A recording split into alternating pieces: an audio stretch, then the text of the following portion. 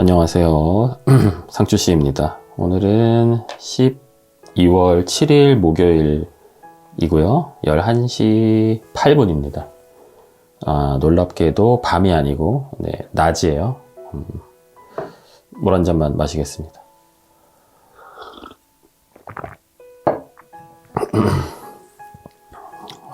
오늘은 이제 대전에 가는 날인데 유자 씨랑 하윤이가 자고 있어요. 하윤이는 이제 낮잠을 자고 있고, 유자 씨도 하윤이 낮잠 자는 틈을 통해서 같이 좀 자고 있습니다. 아마 자고 일어나면은 준비하고선 대전을 갈 것 같고요.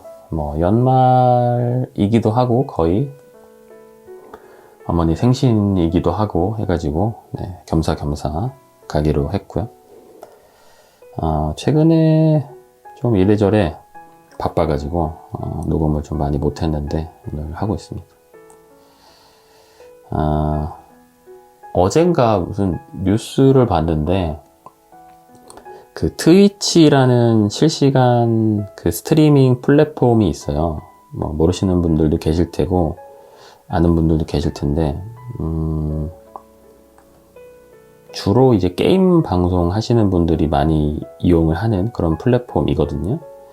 그러니까 제가 알기로는 뭐 내가 방송을 보는 스트리머들에게 뭐 후원 같은 거 하는 그런 것도 좀 용이하고 기능도 좀 다양하게 있고, 그리고 유튜브 라이브에 비해서 채팅이 이제 실시간으로 이제 업데이트 되는, 그 예를 들면 내가 친 채팅이 실제 방송에 나가는 데까지 걸리는 그 딜레이가 되게 적은 걸로 알고 있어요. 그래서 좀 실시간으로 좀 더 스트리머와 시청자들이 좀 원활하게 소통을 좀 할 수 있는 그런 걸로 좀 알고 있고,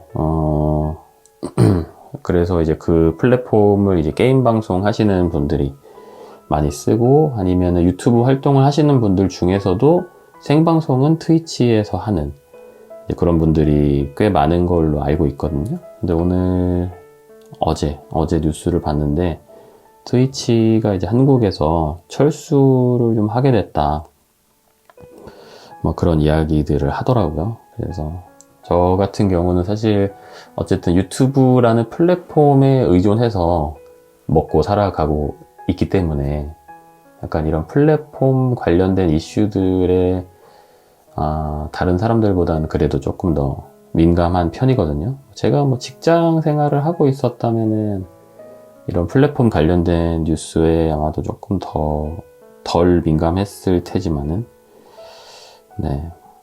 어쨌든 뭐 그런 이야기가 좀 있어가지고, 근데 뜬금없이 이제 트위치가 이제 한국에서 서비스를 더 이상 안 하게 되면 그 라이브 방송을 하던 사람들이 이제 다른 플랫폼으로 옮겨가서 방송을 해야 할 거잖아요. 그래서 유튜브나 뭐 아프리카 TV나 이런 곳으로 예상이 된다고 하더라고요. 그래서 뜬금없이 오늘인가 어젠가, 오늘 아침일 거예요. 아프리카 TV 주가가 상한가를 갔습니다.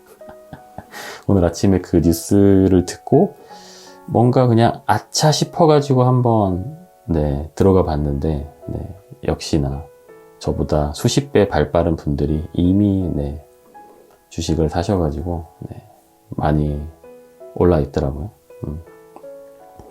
그래서 그 관련된 이제 기사나 이제 유튜브 영상 같은 것들을 좀 봤는데, 그 철수를 하는 이유가 우리나라가 이제 이런 인터넷 관련된 서비스를 할 때 통신사에 이제 망 사용료를 보통 지불을 하게 되는데, 우리나라가 다른 나라들에 비해서 거의 그게 10배 이상이 비싸대요. 그래서 너무 비싸서 어쨌든 그 인터넷 망을 이용해서 서비스를 하는 그런 사업자들도 수익이 있어야지 계속해서 그 서비스를 끌고 나갈 텐데, 너무 망 사용료가 비싸다 보니까 벌어들이는 거에 비해서 수익이 안 난다, 뭐 이런 식으로 그런 이유로 이제 철수를 한다고도 이야기를 하고, 또 다른 이제 사람들의 의견으로는 그거는 좀 표면적인 거고, 그 트위치라는 서비스가 그 아마존에서 운영을 하는 서비스인데, 아마존에서 한국에 이제 좀 더 정착을 하기 위해서 그 트위치라는 서비스를 같이 끌고 와서 조금 더 이런 뭔가 아마존을 활성화시키기 위해서 이용을 했고, 이제는 한국에 어느 정도 아마존을 쓰는 사람들도 많이 생기고 자리를 좀 잡았기 때문에 굳이 돈도 안 되는 트위치 서비스를 한국에서 이제 할 필요가 없으니까 나가는 거다, 뭐 이런 이야기들을 하던데, 네. 뭐 어쨌든 트위치가 한국에서 그렇게까지 돈을 많이 벌지 못하는 거는 일단 맞는 것 같고, 정확한 이유는 뭐 그들만이 알겠지만, 돈이 잘 되고 수익이 계속 나는 서비스라고 한다면 사실 굳이 뭐 망 사용료가 10배든 100배든 그 이상으로 수익이 잘 난다고 하면은 뭐 굳이 철수할 이유가 없을 텐데, 네, 어쨌든 좀 돈벌이가 덜 되는 게 아닌가, 뭐 그런 생각이 좀 들고요.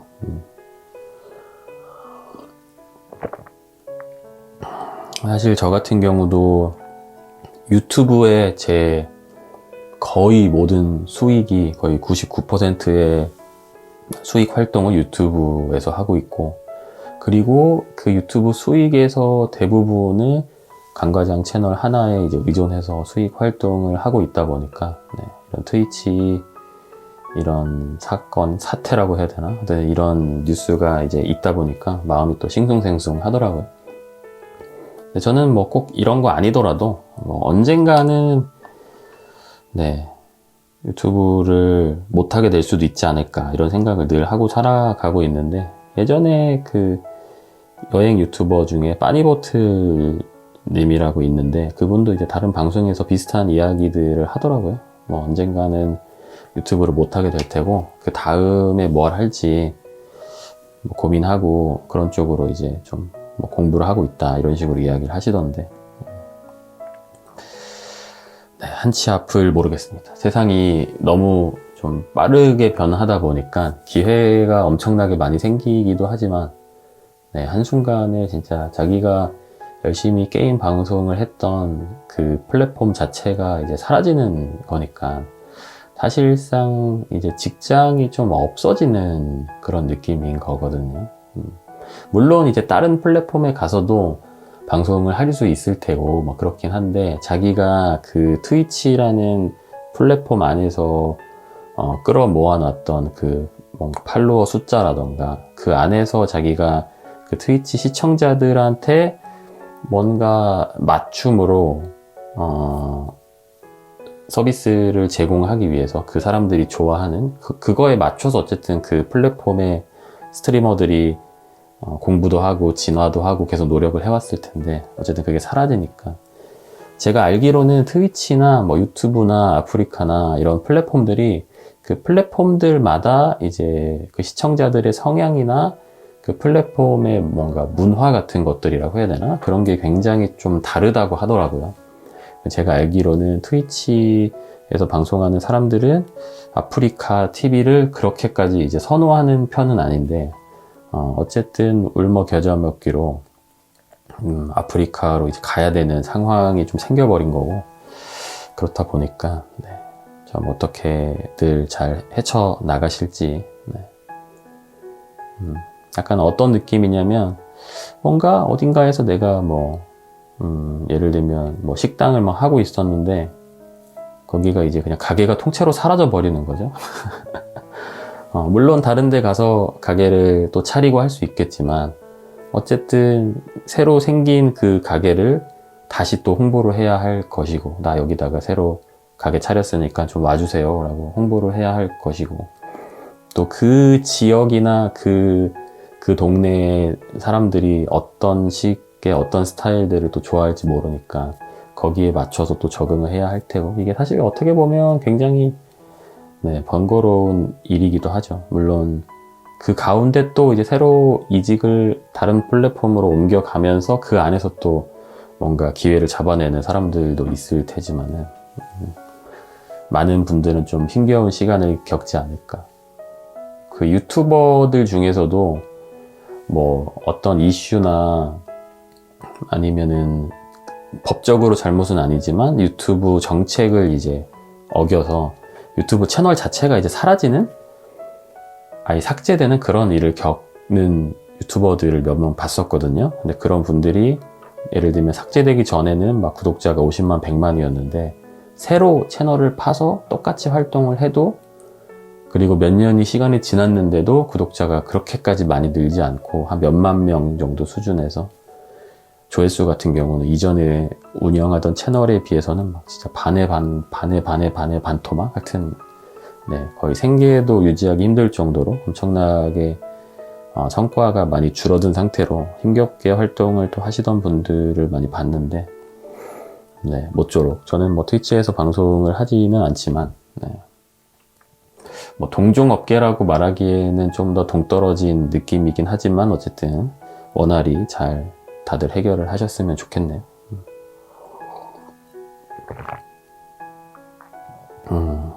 그리고 저도 사실 요즘에 고민이, 강가장 채널을 운영을 하면서 이제는 거의 이제 브이로그 채널처럼 되어 버렸단 말이죠.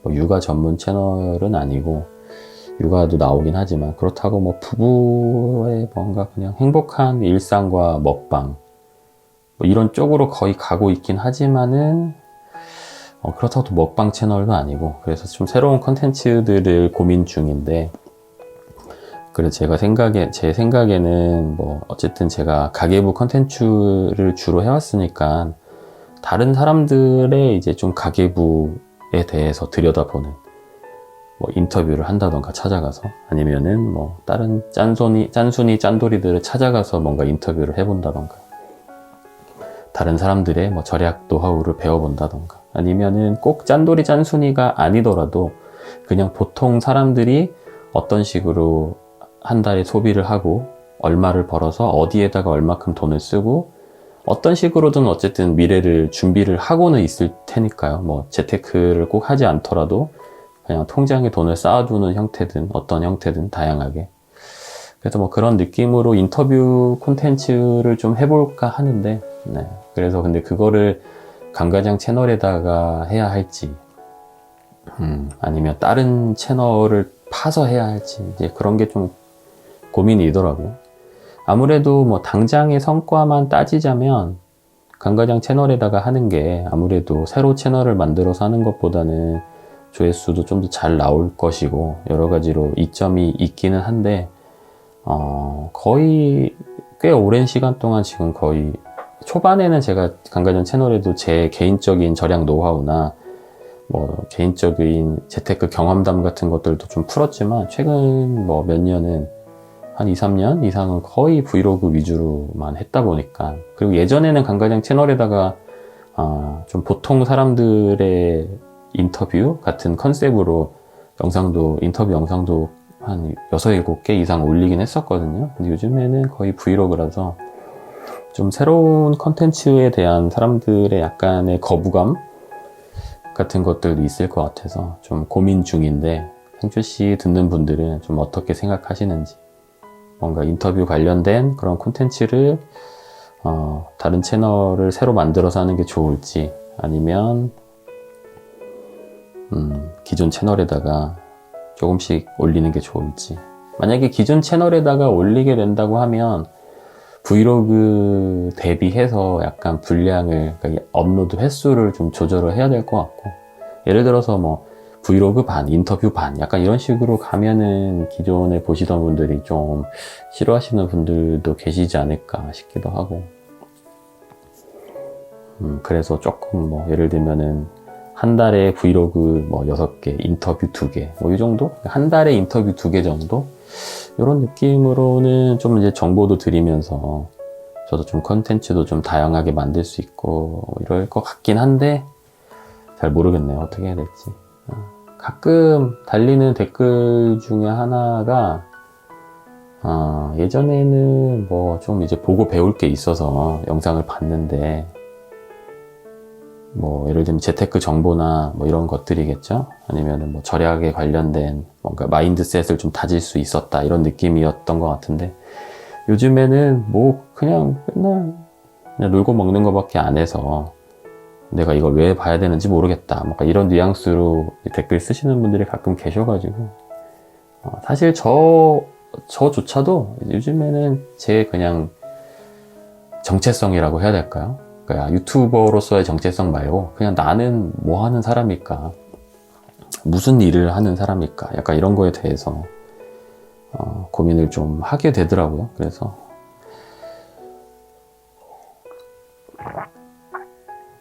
다른 컨텐츠를 좀 시도해 보려고 고민 중인데, 다양한 의견 좀 주시면 좋을 것 같습니다. 근데 만약에 새 채널을 파서 인터뷰 관련된 컨텐츠나 절약 정보 같은 것들, 이런 것들을 만약에 올린다고 한다면 좀 편집자를 좀 구해야 될 수도 있을 것 같다, 이런 생각이 좀 들고, 왜냐면 지금 육아를 병행하면서 한 달에 강가장 채널에 한 8개 정도 영상을 올리는 정도가 저에게는 좀 살짝 빠듯한 듯 하면서 딱 맞는 것 같거든요. 근데 만약에 새로운 채널을 하게 된다면 그거 이상 편집을 해야 되다 보니까, 네, 그거는 조금 무리가 있을 수도 있지 않을까, 이런 생각이 좀 들어서 편집자도 구해야 될 것 같은데, 아무튼 고민입니다. 네, 어떻게 해야 할지.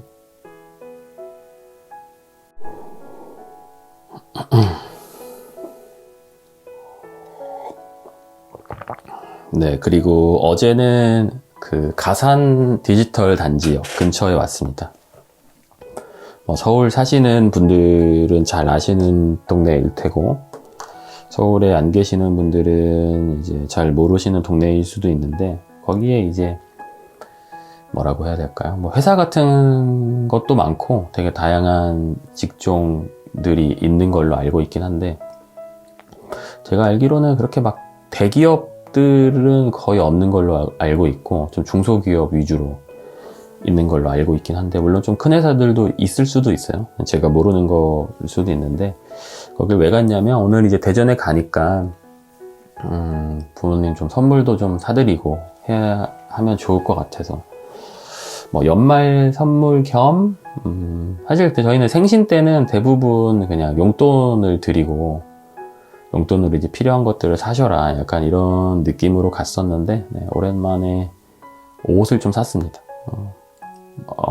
좀 얼마 전에 그 장인 장모님을 이제 신발이랑 뭐 옷 같은 걸 좀 사드렸었어요. 그래가지고 그때 첫그때는 좀 해드렸고, 이번에는 저희 부모님도 좀 해드리려고 갔는데, 가산 디지털 단지 역 근처에 블랙야크 그 무슨 팩토리 아울렛인가, 하여튼 뭐 그런 매장이 있는데, 거기를 장인 장모님께서 이제 자주 가신다고 하더라고요. 옷이 되게 좋은 옷들이 많은데, 정가 대비해서 할인을 진짜 엄청 많이 하는 그런 곳인가 봐요. 그래서 어제 갔다 왔는데, 정말 잘 구할 때는 막 30만 원짜리를 막 3만 원에도 팔고, 물론 이제 그런 거는 이제 금방 나가거나 뭐 그러긴 하겠죠. 그래서 이제 종종 가시나 봐요. 꼭 쇼핑할 게 없어도 그냥 종종 가서 좀 괜찮은 게 이제 들어와 있으면 뭐 좀 사시기도 하고, 뭐 그런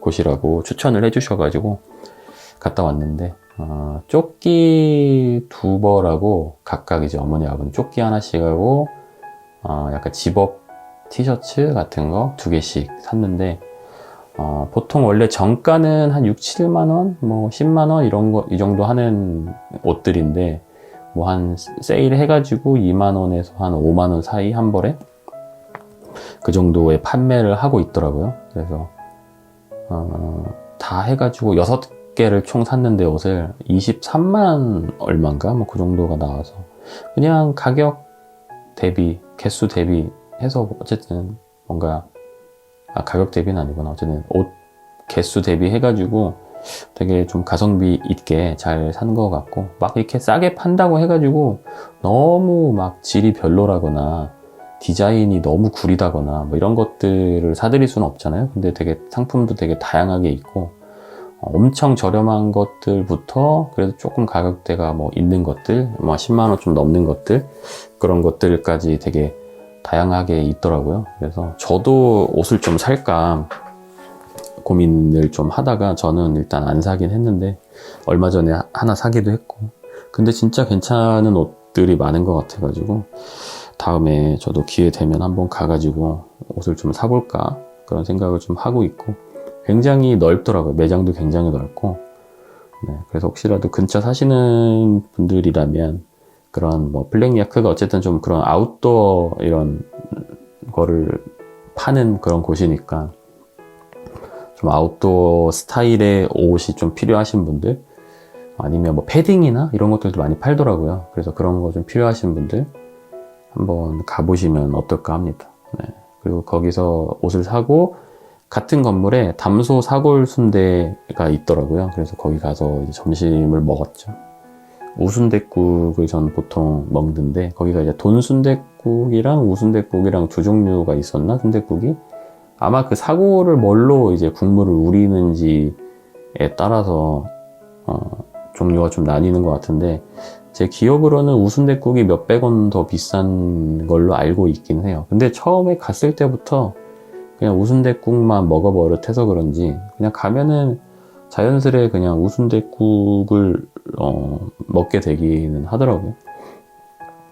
그 유자 씨랑 한 그릇씩 먹었고, 제가 갔던 그 매장이 제 기억에 아마 맞을 거예요. 제가 언제였지? 한 15년도? 16년도? 하여튼 거의 뭐 한 7, 8년, 8, 9년 전에 회사를 다니고 있었는데 그때 회사가 이제 월급이 막 밀리고 있었어요. 그래서 이제 월급이 이제 밀리다 몇 달 이상 길어지면서 총 밀린 월급 액수도 이제 너무 커지니까 회사에서도 직원들을 자르진 못하고 우리가 지금은 도저히 월급을 줄 능력이 안 되니까 월급은 못 주겠다. 대신 집에 가서 무급으로 좀 쉬다 와라. 한두 달 쉬다 와라. 그때까지 어떻게 해서든 이 상황을 좀 정상화 시켜두겠다. 뭐 약간 이런 식으로 이야기를 해서 갑자기 뜬금없이 휴가를 받게 됐어요. 물론 돈을 안 받는 휴가이기 때문에 뭐 휴가는 아니고 그냥 무급 휴가죠. 휴직 같은 무급 휴직 뭐 그런 거를 받게 됐는데 뭐 그냥 또 집에서 뭐 손가락 빨고 있을 수는 없잖아요. 그래가지고 알바를 좀 했습니다, 그때. 그래서 제가 그때 알바했던 지역이 가산 디지털 단지역 근처에 있는 곳이었어요. 그래서 그때 이제 알바하던 그곳에서 거기 같이 일하시는 분들이랑 담소 사골 순대를 이제 처음 가봤던 거죠. 그때 처음 가봤던 곳이 담소 사골 순대랑 부산 아지매 국밥 아마 이렇게 두 가지였던 걸로 기억을 하는데 담소 사골 순대를 처음 가보고 와 진짜 너무 맛있는 거예요. 처음 먹어봤어요. 그렇게 맛있는 순대국밥을.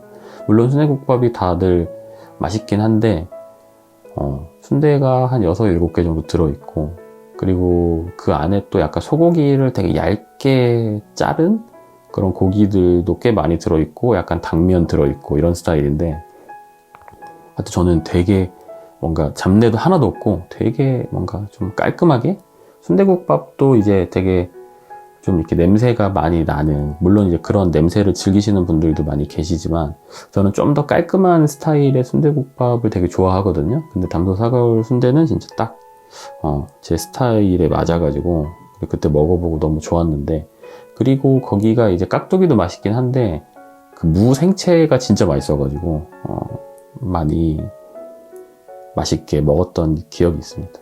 그래서 저는 보통 어떻게 먹냐면 순대가 한 6, 7개 정도 들어있어요.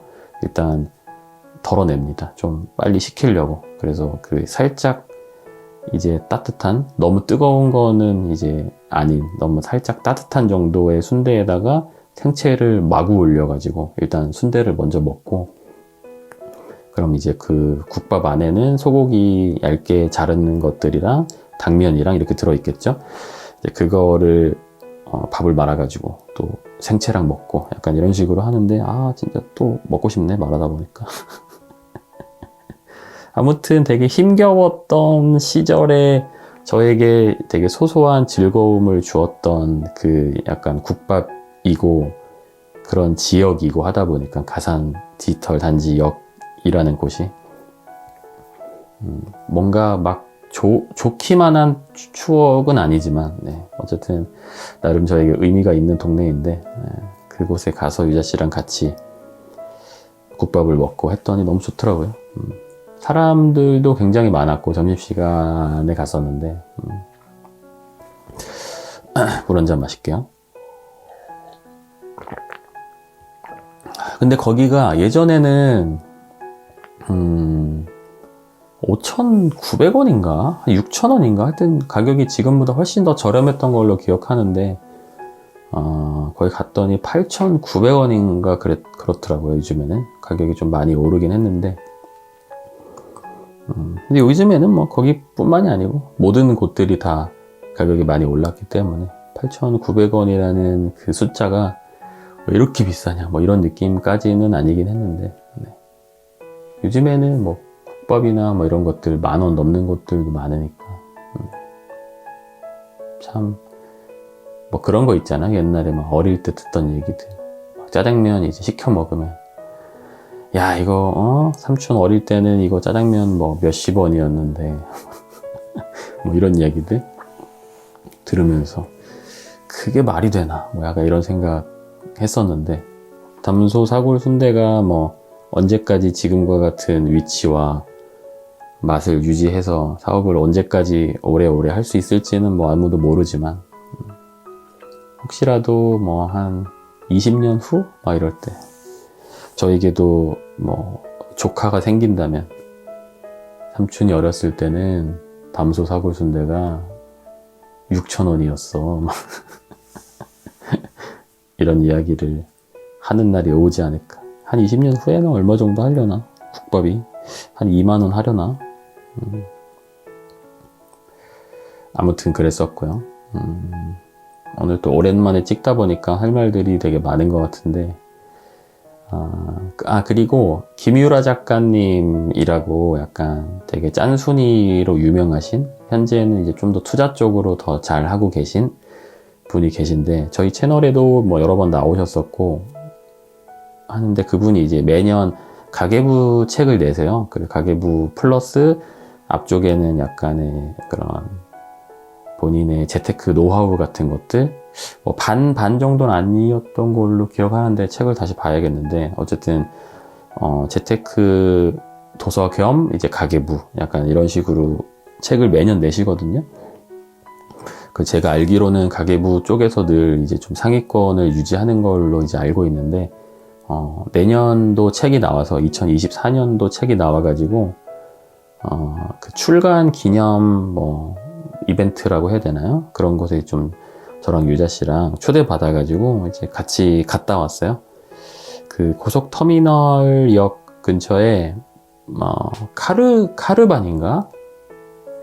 터키 음식을 파는 곳이 있었는데 거기에서 거의 20명 좀 안 되게 모여가지고 식사 대접을 하는 그런 이벤트였어요. 그래서 그 책을 사면은 그 책 안에 그 이벤트 초대권이 들어있는 그런 식이었나 봐요. 약간 그래서 뭐 그런 거 있죠. 막 그런 가수들도 앨범 사면 그 안에 이제 뭐 콘서트 이제 올 수 있는 뭐 응모권 같은 거 막 그런 거 들어있는 그런 것도 있는 걸로 알고 있는데 제가 듣기로는 책 안에 이제 그런 게 있어가지고 거기 당첨되신 분들이 오셔서 같이 이제 식사 대접도 하고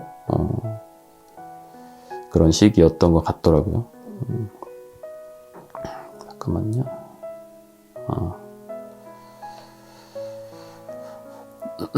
아무튼 가서 이제 거의 터키 음식점이어가지고 그 카이막이라고 터키 전통 디저트라고 해야 될까요? 그런 것도 처음 먹어보고 약간 뭔가 버터, 치즈, 뭐 크림 그 어딘가의 중간에 그러니까 좀 새로운 존재예요. 버터 맛도 아니고 치즈 맛도 아니고 크림 맛도 아닌 뭔가 새로운 그러니까 카이막이라는 그냥 그런 뭐 새로운 것이라고 봐야겠죠. 그것도 처음 먹어봤는데 꿀이 좀 깔려 있고 그 위에 카이막이 이렇게 얹어져서 나오고 빵을 이제 찍어서 먹는 그런 식인데 처음에 딱 먹었을 땐 뭔가 좀 뭐랄까 고소한데 좀 슴슴한 맛이더라고요. 저는 사실 엄청나게 기대를 많이 했었거든요. 예전에 백종원 선생님 방송에서 카이막을 맛있게 드시는 걸 보시고 뭔가 그냥 어떤 맛인지도 모르면서 제 머릿속에서 그냥 엄청나게 상상했던 맛이 있는 건 아닌데 뭐 기대치를 엄청나게 올려 놓았었나 봐요. 근데 처음 딱 찍어서 먹었을 때는 되게 고소하고 그냥 달달하고 맛있는데 이게 뭐지? 라는 느낌이 좀 들었거든요. 처음 딱 맛봤을 때는. 근데 계속 먹다 보니까 이게 뭔가 뭔가 중독이라는 표현은 좀 웃긴데 한 번 먹어놓고 어쨌든 되게 그 맛이 되게 계속 좀 끌리더라고요. 그래가지고 그거랑 다른 이제 터키 음식들 여러 가지 시켜가지고 같이 먹었고 맛있게 먹었습니다. 같은 테이블에는 그 김유라 작가님 친 여동생분이 이제 앉으셔가지고 같이 이런저런 이야기도 나누고, 그분 같은 경우는 이제 네이버 인플루언서셔가지고 네이버 블로그랑 인스타그램 같은 거 뭐 이런 거 하시는데 선물도 몇 개 주셨어요. 약간 육아랑 뷰티 쪽 그 블로그를 하신다고 하시더라고요. 그러면 이제 하다 보면은 뭐 제품 테스트나 이런 것들 때문에 제품들이 또 많이 이제 들어오고 하나 봐요. 그래서 그런 것들 몇 개 좀 나눠 주셔가지고 너무 좀 이제 감사하게 받았고, 어쨌든 좀 가계부 책이어서 그런지, 아니면은 남자들은 가계부를 잘 안 쓰는 건지, 아니면 김유라 작가님의 책을 주로 사시는 분들이 여성분들이 많으신 건지 잘은 모르겠지만 그 모임 전체가 다 여성분들이셨어요. 네. 모두 이제 여성분들이셨고, 심지어 하윤이도 여자고 저만 이제 남자였는데, 네. 청일점이라고 봐야겠죠. 뭔가 청일점이라고 하기에는 그렇게 뭐 훈훈한 외모를 지니지는 못했지만 어쨌든 청일점이었고, 네. 아마도 짠순이 분들, 그리고 짠순이가 되고 싶으신 분들, 아니면은 보통 짠순인데 가끔 이제 나태해져가지고 짠순이와 짠순이 아님을 왔다 갔다 하시는 분들, 그런 분들 이제 열 몇 분 정도랑 네, 같이 식사하면서, 근데 그분들이랑 이렇게 대화를 나누거나 뭐 그렇게는 못했고요.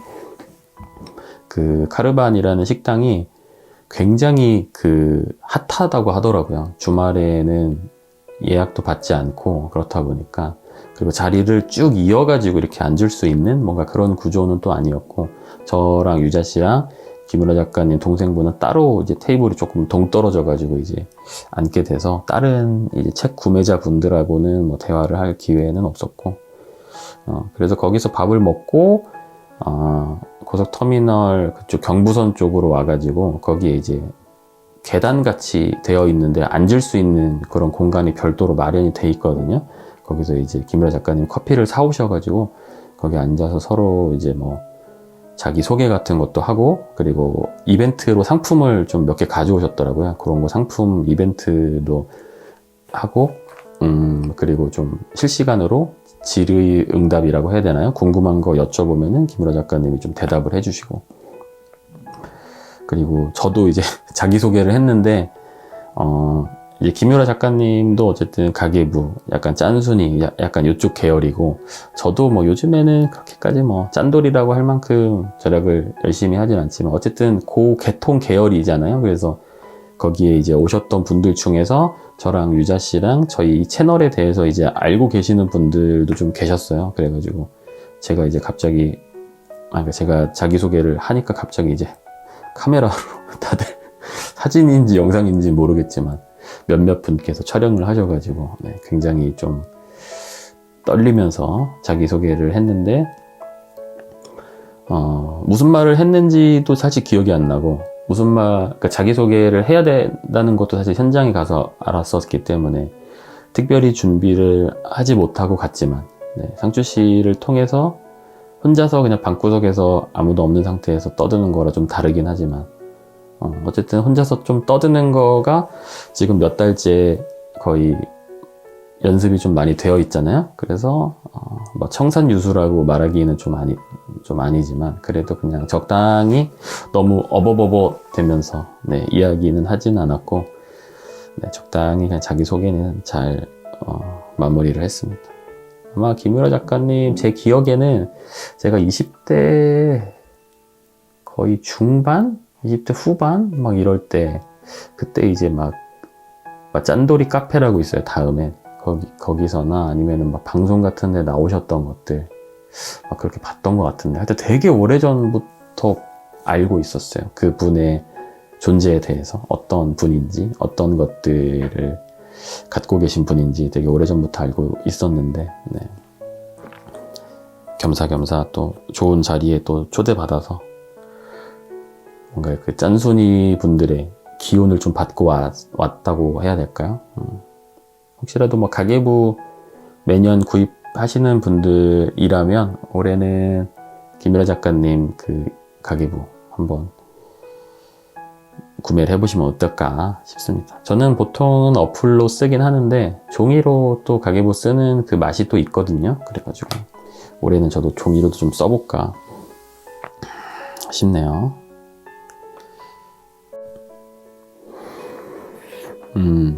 그리고 이제 유자 씨가 진짜 복직이 얼마 안 남았거든요. 그래가지고 남은 기간 동안에 시간 여유가 되는 선에서 유자 씨 최대한 진짜 해보고 싶은 거 다 원 없이 좀 해주고 싶어가지고 유자 씨 이제 하자는 대로 다 우리 한번 해보자. 여보 하고 싶은 거 다 해라 라고 이야기를 해가지고 좀 많이 이것저것 해볼 계획이거든요. 그래서 그 첫 스타트로 백현동에 다녀왔어요. 백현동 그 카페 거리에 원래 유자 씨가 가고 싶었던 식당이 있었는데 거기는 대기가 너무 길어가지고 가지는 못했고 다른 식당, 두 번째로 가고 싶었던 식당에 가서 이제 밥을 먹고 왔고 그래서 연말이라서 약속도 많고 뭐 저도 일도 많이 해야 되고 해서 시간 여유가 사실 많은 건 아닌데 틈틈이 시간 좀 내서 유자 씨랑 즐겁게 좀 놀아볼 생각이고 복직을 하고 나면 아무래도 시간이 없어서 지금만큼 여유 있게 놀지는 못할 것이기 때문에 돈을 좀 쓰더라도 여기저기 돌아다니면서 예전에 유자 씨 출산하기 직전에도 그랬거든요. 출산하기 전에도 막판에 한두 달 정도는 진짜 유자 씨 가고 싶은데 다 가고 먹고 싶은 거 많이 먹고 막 그랬던 기억이 있는데 이번에도 이제 출산 때만큼은 몸을 출산 때랑 비슷하겠네요. 출산 때도 출산하고 나면은 이제 여러 가지로 제약이 많이 생기니까 물론 출산이 훨씬 더 힘든 일이긴 하지만 어쨌든 복직하고 나서도 많이 힘들 거기 때문에 많이 이제 좀 돌아다닐 생각이고 백현동에 그 리얼 스페인이었나? 그런 스페인 음식을 파는 곳이겠죠? 네, 거기를 다녀왔는데 거기서 그 파스타 하나랑 그 밥 같은 거 있잖아요. 스페인 그 밥, 그 이름이 뭐지? 스페인 볶음밥. 까먹었네. 하여튼 스페인 볶음밥 같은 것도 먹고 네. 그리고 나서는 이제 판교 쪽으로 와가지고 판교 그 백화점에서 유자 씨가 약간 그 문구 같은 것들 구경하는 거 좋아하거든요. 근데 거기 교보문고 있어가지고 하트렉스 구경도 하고 몇 층이었지? 5층인가 6층인가 그 유자 씨가 무슨 구경하고 싶었던 그 매장이 있는데 그걸 뭐라고 해야 되지? 그 오롤리데이인가? 하여튼 그 무슨 뭐가 있는데 그 캐릭터가 있는데 거기서 운영하는 그 오롤리데이가 브랜드 이름인지 회사 이름인지 캐릭터 이름인지 사실 저 잘은 모르는데 어쨌든 그 오롤리데이 그 캐릭터가 있어요. 그건 되게 많이 보고 저도 그 캐릭터 되게 좋아하는데 하여튼 거기서 운영하는 거기 문구 느낌은 아니고 이것저것 문구도 팔고 이것저것 다 파는 하여튼 뭐 그런 곳이었는데 거기도 좀 구경을 하고 그렇게 했습니다. 그리고 그 밑에 보니까 그 장줄리앙이라고 그분이 어느 나라 사람이더라. 하여튼 외국 분이신데 이제 그림을 그리시는 분인데 그분 그림도 제가 또 되게 좋아하거든요. 근데 그 아래층에 팝업 스토어인 것 같긴 한데 카페를 했더라고요. 그래서 거기 가서 커피를 한잔 하려고 했는데 사람이 너무 많아서 거기서 못하고 지하에 있는 푸드코트 가서 이제 커피 한잔 하고 집에 와서 하윤이 이제 하원하고 그렇게 했죠. 원래는 그 장줄리안 카페가 그 커피보단 사실 굿즈 같은 거 궁금해서 갔던 건데 이제 그 캐릭터를 되게 좋아하긴 하는데 유리컵이 거의 2만 원대 후반? 거의 3만 원? 막 이 정도 가격을 하더라고요. 그래가지고 요 돈 주고 살 건 좀 아닌 것 같다 싶어가지고 근데 되게 사고 싶긴 했어요. 되게 사고 싶긴 했는데 아마 언젠가 살 수도 있긴 하겠지만은, 근데 제가 딱 원하는 그 굿즈라고 해야 되나, 그 상품은 또 없어가지고, 그게 있었다고 한다면은 샀을 수도 있을 것 같긴 한데, 그 굿즈들이 인터넷을 찾아보니까 인터넷에서는 좀 잘 안 나오더라고요. 그래가지고, 오프라인 매장에서 살까 했는데, 네. 그냥 꾹 참고, 다음에 사기로 기약을 하고 돌아왔습니다. 그래서 아마도 이번에 대전을 갔다 오고 나서 뭐 연말이다 보니까 약속이 참 많아요. 그래서 줄줄이 많은데 다음에 틈틈이 시간 날 때마다 유자씨 복직 전까지 열심히 좀 놀아볼 생각이고 그렇습니다. 앞으로 복직하면 참 어떤 일이 어떻게 펼쳐질지 모르겠는데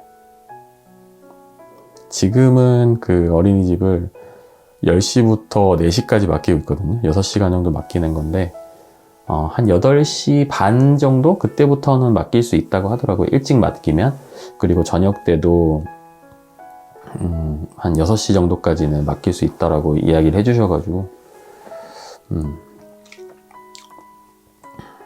아마 너무 바쁘거나 둘 다 그런 상황에서는 지금보다는 어린이집을 좀 더 맡기지 않을까 싶고 일단 지금 생각으로는 한 9시부터 4시 이 정도만 어린이집에 좀 맡길까 생각을 하고 있는데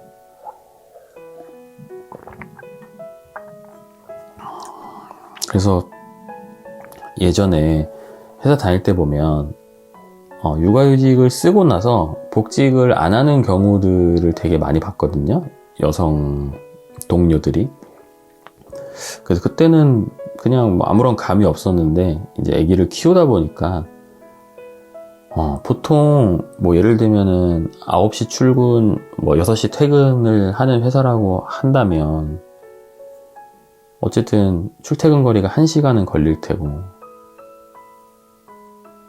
그러면은 어린이집에 뭐 한 7시 반이나 막 이럴 때 맡겨야 되잖아요. 그리고 퇴근도 6시에 땡 치고 칼퇴하는 회사라면 모르겠지만 사실 그런 회사가 얼마나 되겠어요. 그렇다 보니까 좀 늦게 퇴근하고 하면은 뭐 7시, 8시 넘어갈 테고 그때까지 맡아주는 어린이집들도 야간 연장반을 하는 곳들도 있다고는 또 알고 있긴 한데 어쨌든 하루 종일 또 아기가 거기서 있어야 되는 거니까 여러 가지로 참 육아휴직을 끝내고 복직을 하지 못하게끔 만드는 이런 뭔가 상황들이나 그런 심리적으로 작용하는 그런 여러 가지 요소들이 되게 참 많은 것 같다라는 생각이 들더라고요.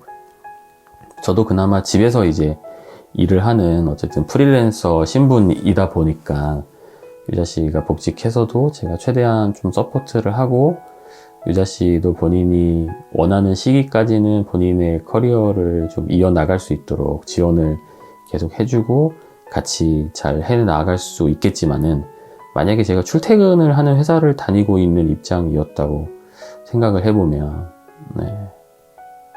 참 힘들 수도 있지 않았을까.